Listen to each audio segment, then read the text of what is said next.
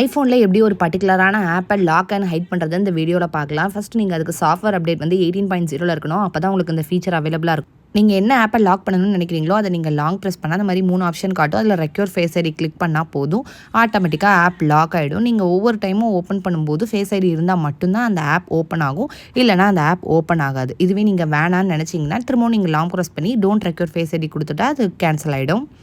இப்போ next height பண்ணுறது எப்படின்னு பார்க்கலாம் பர்டிகுலர் ஆப்பை. அதே மாதிரி நீங்கள் லாங் ப்ரெஸ் பண்ணிவிட்டு இந்த hide and require face ID click பண்ணணும். கிளிக் பண்ணால் உங்களுக்கு இந்த மாதிரி ஒரு ஆப்ஷன் காட்டும், ஹைட் ஆப்னா. அதை நீங்கள் கிளிக் பண்ணால் மட்டும்தான் நீங்கள் இருக்கிற இடத்துல இருந்து ஆப் வந்து ஹைட் ஆகும். நீங்கள் அந்த ஆப்பை நீங்கள் ஆப் லைப்ரரியில் சர்ச் பண்ணால் கூட உங்களுக்கு கிடைக்காது, ஹைடாகவே இருக்கும். எங்கே இருக்கும்னா நீங்கள் எல்லா ஆப்பும் வந்து ஒரு இடத்துல தரவாக இருக்கும்ல ஆப் லைப்ரரியில், அதுக்கு கீழே ஒரு ஃபோல்டர் வரும், ஹிடன் ஒரு ஃபோல்டர் இருக்கும். அந்த ஃபோல்டரே நீங்கள் ஃபேஸ் ஐடி கொடுத்தா மட்டும்தான் ஓப்பன் ஆகும். அந்த ஃபோல்டருக்குள்ளே தான் இந்த ஆப் இருக்கும், அதுவும் ஃபேஸ் ஐடி வச்சு தான் இருக்கும்.